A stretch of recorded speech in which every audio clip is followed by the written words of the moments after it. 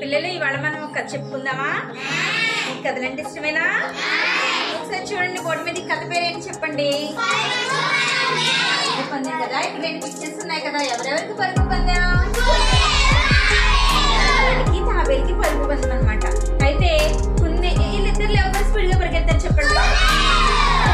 కుందేలు అన్నట నేను ఫాస్ట్ గా పరిగెడతాను కానీ తనకి చాలా గర్వం ఉండేదంట. అప్పుడు తాబేలు అందంట, నువ్వు నాతో పోటీకి వస్తావా, మన ఇద్దరం పరుగు పందెం పెట్టుకుందామా అని అడిగిందంట. అయితే తాబేలు ఓకే చెప్పిందంట. చెప్పిన తర్వాత ఇద్దరు పరుగు పందెం స్టార్ట్ చేస్తే ఎవరు ఫస్ట్ వెళ్తారు చెప్పండి. స్పీడ్కి వెళ్ళిపోయిన తర్వాత వెనక్కి చూస్తే తాబేలు కనబడలేదు. నేను కాసేపు పడుకుందా, ఇక అప్పుడే రాదులే నేనే గెలుస్తానంటూ చెట్టు కింద పడుకుందంట. పడుకున్న తర్వాత అలా నిద్రపోయింది. చివరికి మెల్లమెల్లగా నడుచుకుంటూ వెళ్ళి ఎవరు గెలిచారు? గెలిచిందంట.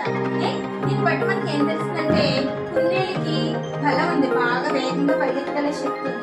కానీ తాబేలు ఎలా గెలిచింది? బుద్ధి బలంతో గెలిచిందంట. మనకి శారీరక బలం కంటే బుద్ధి బలం మీద. అందుకని మనం ఏం చేయాలంటే మంచిగా తెలివితేటలు ఉపయోగించి మంచిగా చదువుకోవాలి. చదువుకుంటే తాబేలులాగా అన్ని విషయాల్లో విజయాన్ని సాధిస్తాం. తాబేలు ఎలాగా నిదానమే ప్రధానంగా వెళ్ళిందో మనం కూడా అలాగే ఉండి మనకున్న శారీరక బలాన్ని బట్టి అతిశయపడకుండా మన బుద్ధి బలంతో అన్నింటిలో విజయాన్ని సాధించాలి.